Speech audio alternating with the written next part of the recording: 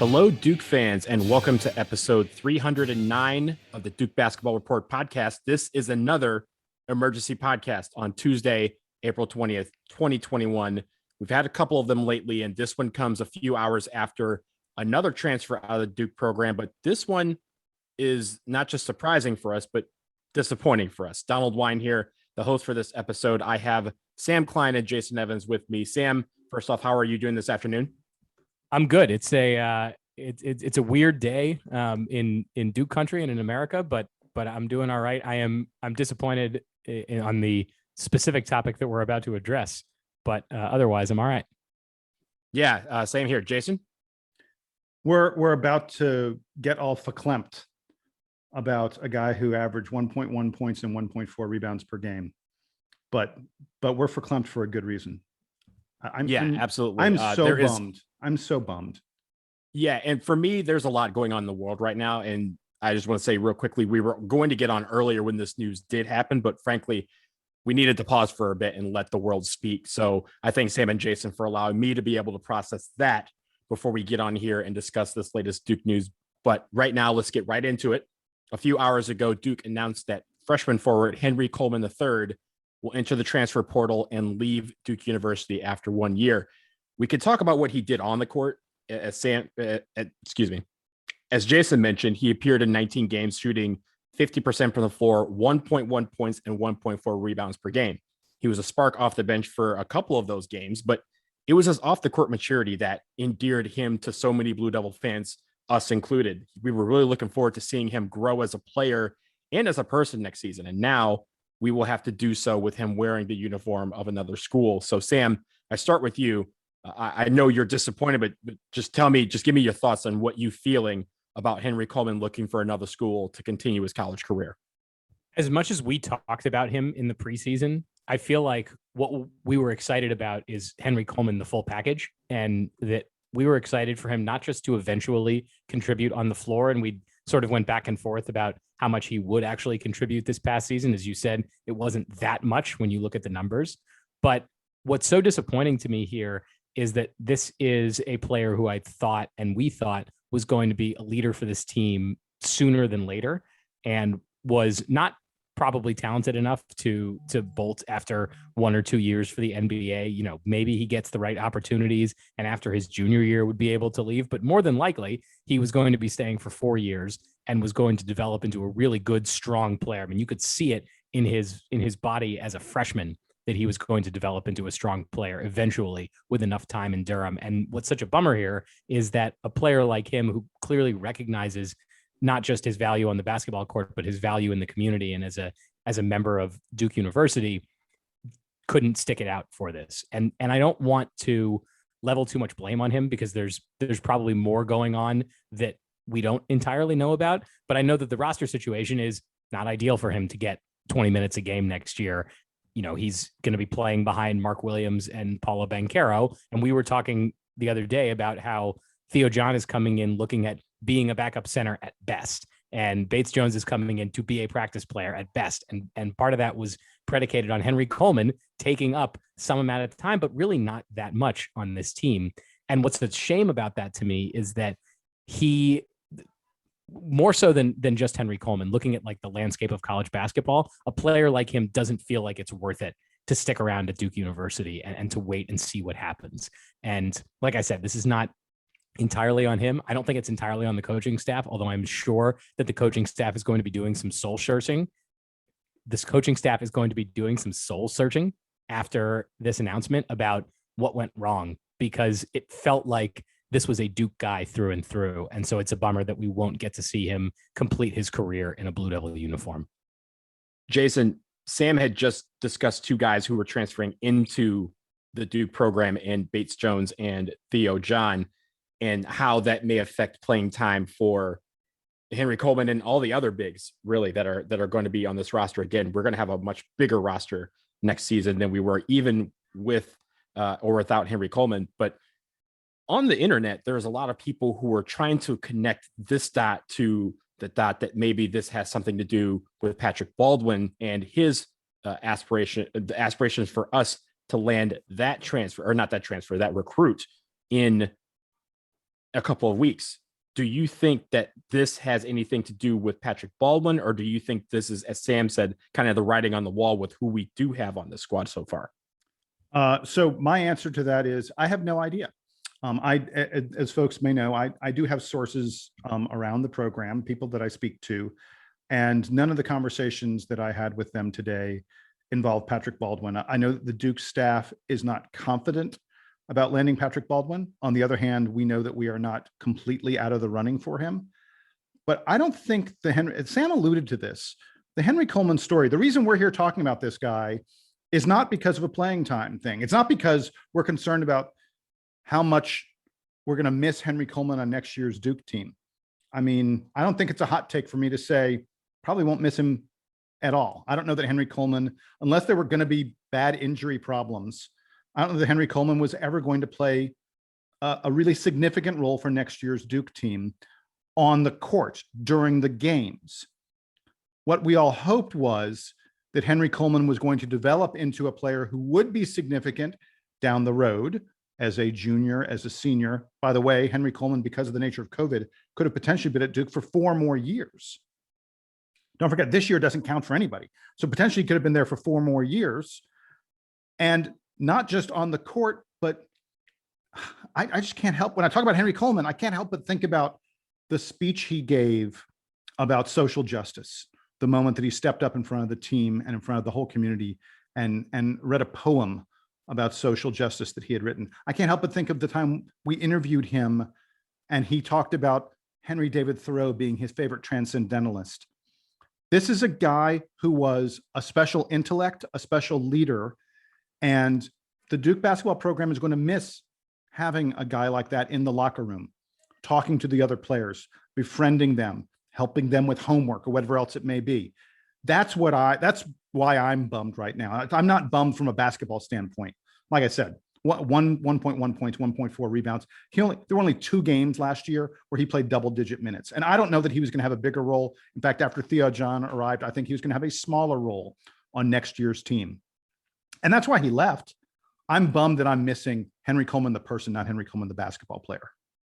You want to come back to the basketball point, though. Let me throw a few names at you and tell me if any of them resonate. Lance Thomas, Emil Jefferson, Marshall Plumlee. These are big men who were not productive early in their careers at Duke and became, in Emil Jefferson's case, became one of the best defenders in the ACC and an integral part of the team. In Marshall Plumlee's case, the key sub on a 2015 team that won a national championship that would not have done so without him. And in Lance Thomas's case, a starter and another one of the most important players on a team that won a national championship.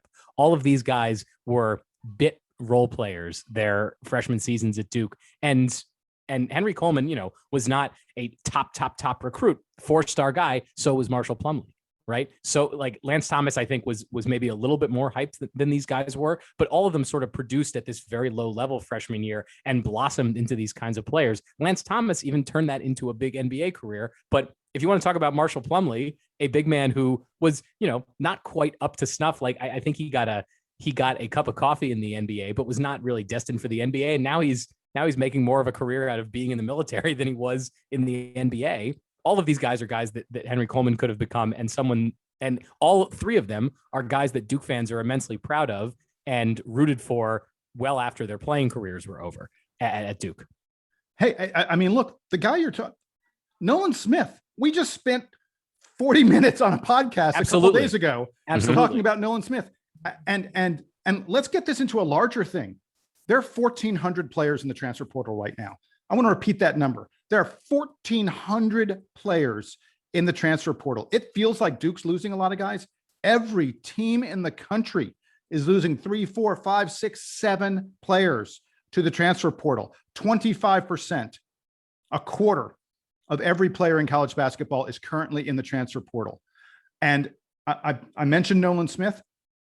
Today, if Nolan Smith was at Duke, he would be in the transfer portal and he would have left, and he would never have the 4-year career that he had that ended with him having a ring and him winning ACC Player of the Year. He would have gone someplace else after his freshman year. That's what we're seeing, and it's killing college basketball.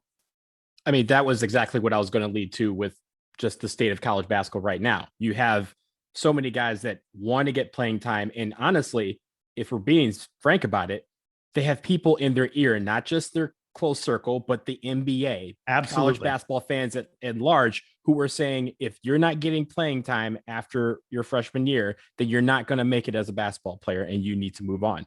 These guys are trying to find that playing time so they can showcase their talent to the next level, whether that be the NBA, the G League, or international. They want to be able to do that. But in the case of Henry, I think for me, what we will miss most about him is that not just he was going to be a guy that could have become any of the players that Sam mentioned, the Marshall Plumlee, Emil Jefferson, a Lance Thomas, even a Nolan Smith.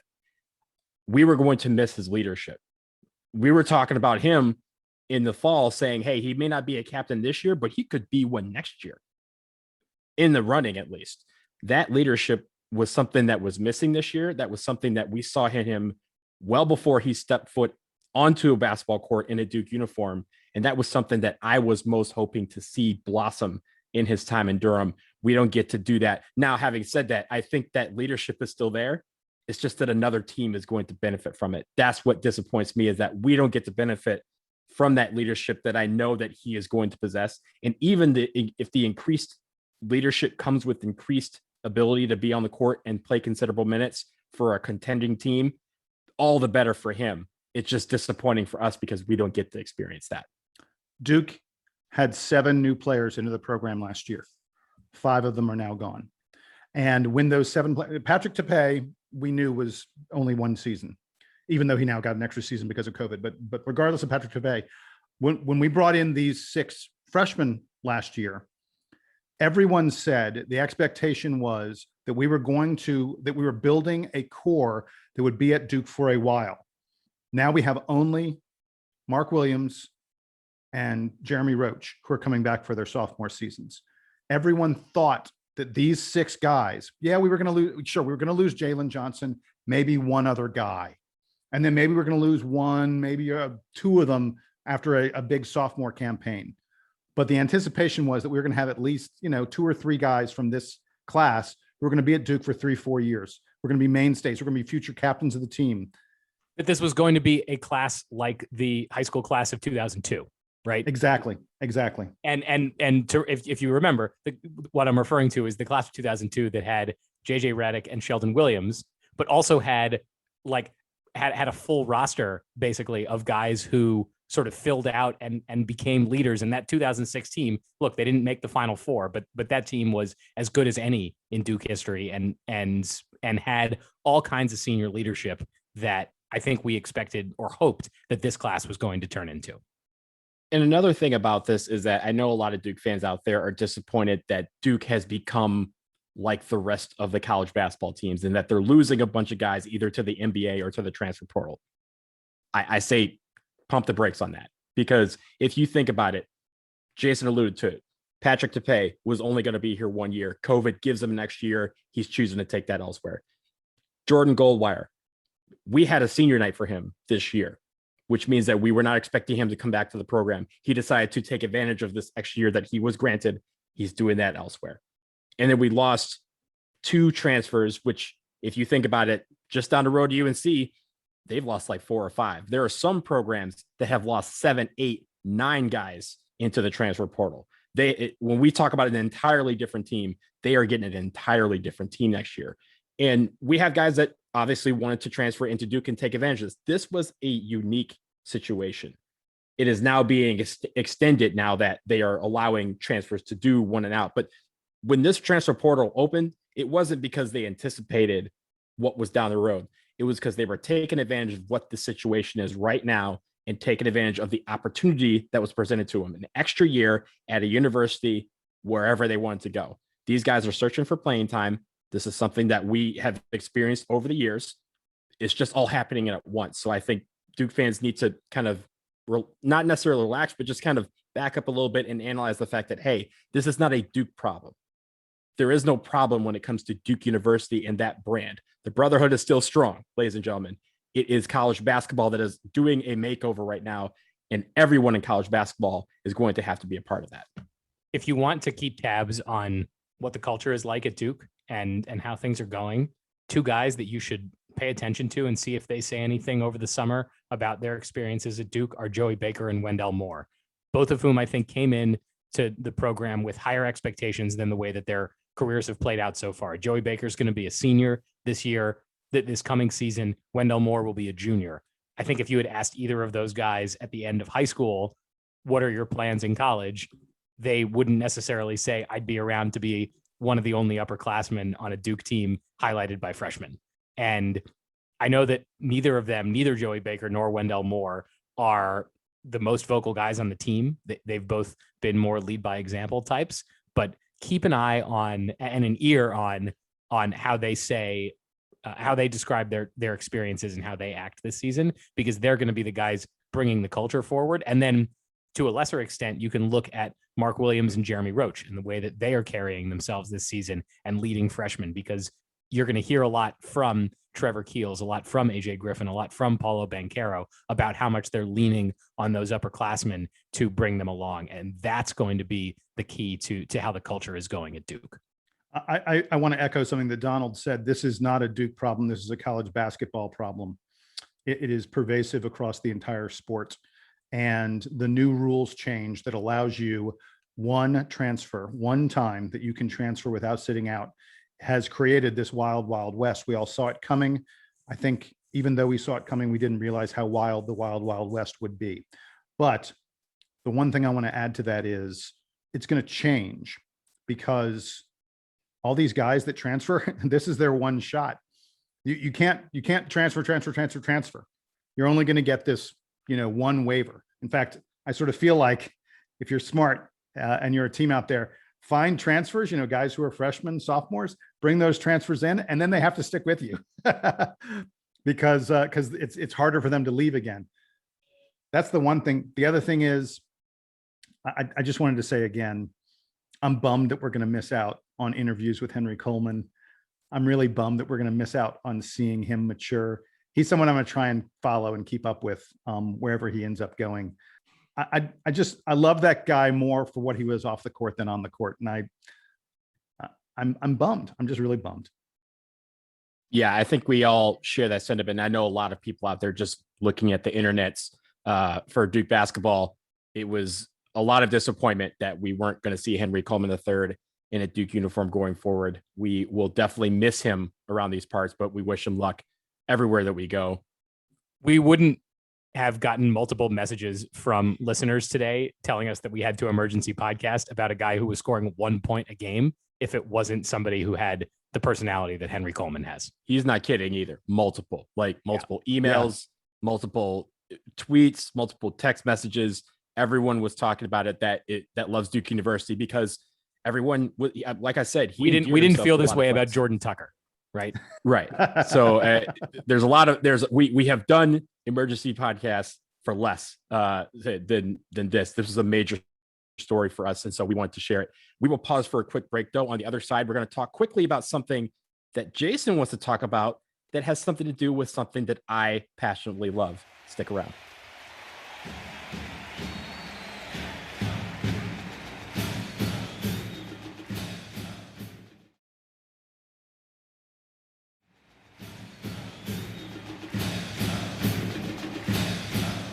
Okay, guys, we are back. And really quickly, Jason, I want to bring you in because you want to touch on something that is in a world that I also rock in, and that's the soccer world.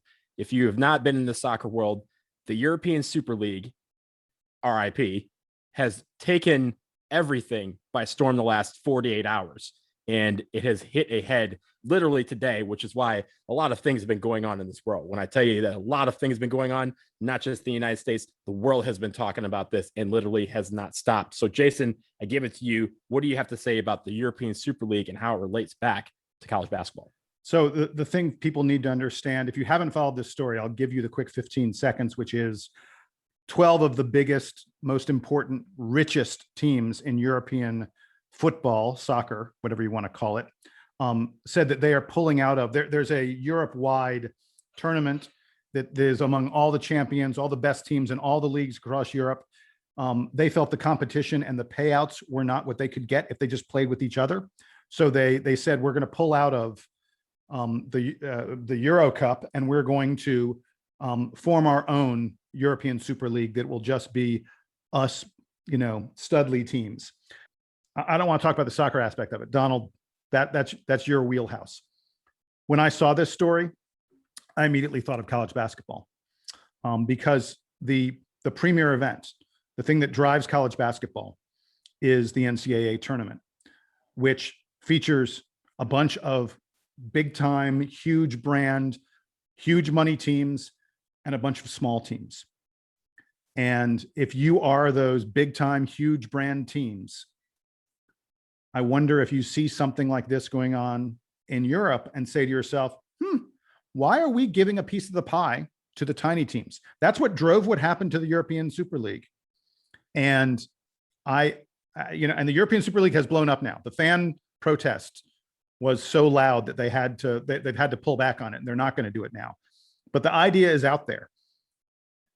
I won't be shocked if somewhere down the line, as money pressures become more and more, if the top teams in college basketball, because by the way, this already happens in college football. The top programs, the big conferences already control college football and have cut the NCAA out. I won't be surprised at some point down the line if we don't see something like this happen in college basketball, where the big boys go, there's just no reason for us to be giving money, to be giving a piece of the pie to the small guys. Jason, first of all, very good on the summary of that. But at the same time, I will say that this was all posturing between UEFA, which is the Confederation for Europe, FIFA, and the teams. Nobody was trying to do nothing. This was all a lot of huff and puff. And the only thing that has fallen today have been dominoes. But you nailed it on the head, not with your description of college basketball, but with your description of college football, because that's exactly what the college football playoff is. It is a super league. That is what they are trying to do. The only difference between the European Super League and the college football playoff is that they have allowed a couple of the teams to be a part of it. They've allowed, the next five to have one or two representatives maybe in this college football playoff and in the bowls, in the New Year's Day bowls. So we've already seen this. And for people who cross over like I do, that love college sports, also love soccer, keep the same energy, because I see a lot of people absolutely upset, out of their minds upset about the European Super League, saying it's the worst thing to happen to soccer. I agree with you. It's a terrible thing to happen to soccer. But we're doing it over here in almost every single sport. Every single sport that we have as a closed entity team, league or network of teams, NFL, NBA, Major League Baseball, NHL, Major League Soccer, all of them, single entity, closed systems. We have that here. So in the college football playoff is one step beyond that, where they just said, hey, we're going to take all this stuff over here, going to take the money, and you guys, you can fight over the rest. That's what college football is. That's what the bowl system is. All the bowl system is just all these teams trying to fight for scraps, while the college football playoff brings in the billions. This is something that, if we're going to follow what's going on over in Europe and be mad at that, we also have to keep that same energy and be mad about what's going on with these things and make it so that it's more open for everyone. That's all I'll say on that. Sam, what do you have on it? Andy Staples at The Athletic had a great article yesterday theorizing about what a true super league of college football would look like. And he didn't do, he's a football writer, so he didn't do this analysis for basketball. I'm sure that in basketball, it would be Duke being one of the 15 programs that separates themselves. But for college football, he went through a thought exercise, like picking which programs it would be. And that's somewhat interesting, although maybe a little bit afield of kind of the topics we talk about here about assessing which football teams are the most prominent. The interesting thing that he did is he talked to some media analysts and like college media consultants about how much money those teams or those schools would make if they were in such a conference. Like if you just eliminated the conferences and took the top teams and made a conference out of that, how much money they would make. Right now, the top conference, the Big Ten, I think they pull in about 40 or 50 million annually on their TV deal. This consultant told Andy Staples that it would be 100 million plus that each of these schools would make. That is the incentive here. And as much as we would say, it's all about the dollars. Yeah. Right. And the question, I guess, is, do you want to see Alabama, Clemson, and Ohio State playing each other every year in the regular season? Or do you want to see Alabama having to play Ole Miss and Tennessee and Auburn and all these other programs? And do you want to see Ohio State playing Indiana and Michigan State and whoever? And think about that when you look at this news, because Donald, think your point is well met, that the professional leagues in the US work this way, but they've always worked this way. And it's like federally legislated that they are going to continue working this way. And I don't think that is going to change anytime soon. But the college sports realignment and all the discussion about media rights has so much of this kind of in it. And to Jason's point, the thing that we love about college sports is the way that the upsets happen and the storylines that come out of that. So, man, I really hope that the cue that everyone takes from this news story from the last couple of days is how much people seem to hate it, rather than its potential as a media giant. And really, the one thing that is missing from this is the watering down of the biggest rivalries in sports, right? Like Duke and UNC is great because we may face them at most 4 times, twice during a regular season, once during the ACC tournament. And we've never faced them in the NCAA tournament, but that's a 4th possible game. Yeah, 4 right? games between 2 teams in a season is like almost never happens, right? 2001. 2001 it did, yes. Very good. And, but at the don't same forget time, to tune right, into Return to Glory, but it's very rare. At the same time, 4 times, 2 times, how exhausted we feel after playing each other twice, like doing that 4 times. Real Madrid and Barcelona play El Clasico. It's the biggest rivalry in soccer, iconic rivalry. When they face each other more than twice, people are like, we can't do this. It waters down the rivalry. They were going to make it so that they would have to play each other 5 times in the Super League, not just in the domestic league in Spain. So if you're talking about that, like Michigan, Ohio State, they engineer it so they only play each other once. Duke, UNC, and football and all these other football rivalries, they engineer so that they only happen once. So you have 364 days of bragging rights. That would change in a system set up like the Super League. And I think in the money aspect, they missed the rivalry and the fan aspect of things, because the fans want to have those bragging rights. They don't want to have them for 2 weeks. They want to have them for a whole year. Look, we've gone on about this too long, and we've all said our piece. The last thing I would say about this, Sam made the point. It's about money, and at a certain point, it is entirely possible that some of these athletic directors are going to say, we can double our money. Like, we're having trouble making ends meet right now. We can double our money, which, by the way, means athletic director will double your salary, coach will double your salary, facilities will have great facilities. We can double our money if we do this. And I think that's going to be hard for them to not do. It's not coming tomorrow. It's not coming, next year. But at some point down the road, there's going to be a real push to say there's no reason for us to be a part of a 300+ team NCAA when 10 to 20 to 30 of us can make double by playing each other. Yeah, and I think we'll leave it there. We talked about it a lot. I think it was a great discussion. I'm glad you brought that up, Jason. But we'll be back really soon. First of all, before we go, you may have noticed that we didn't talk about a recruit we just got this week, Jalen Blakes. We are going to have a conversation. We'll discuss him on the next episode, but we also will have a conversation with the man who has seen him play more basketball than anyone on the face of this planet.